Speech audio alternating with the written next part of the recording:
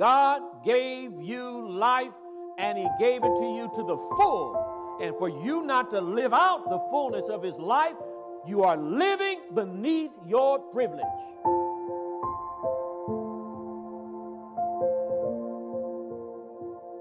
Why do we celebrate our anniversary every year around giving? Because we know that the only reason why we're here is to give, because he gave us life. You have to understand what's at the heart of giving. And the heart of giving is love.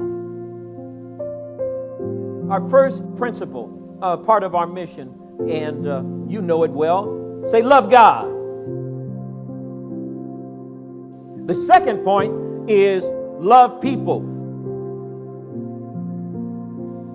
There's a difference between giving and you will receive versus giving to receive. It will not work if you are giving so you can give.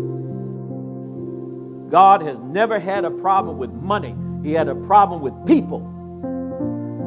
Because people love money and use people, when God says use the money and love people.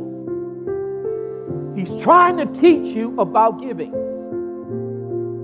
It's a privilege to be able to be blessed by God.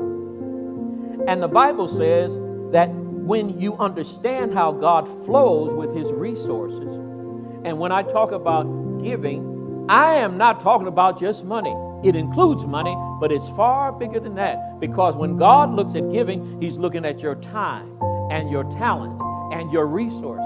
That's what he's interested in. He's interested in you. Say me. Because God gave a means by which he wants his church to be blessed through proportionate. Say proportionate. Say it loud. Proportionate giving.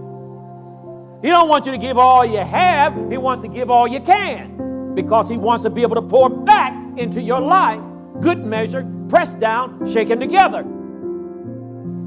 Loving God and loving people is like wet and water. You cannot distinguish the two. Because God so loved the world that he gave. Who did he give? His son for who? You.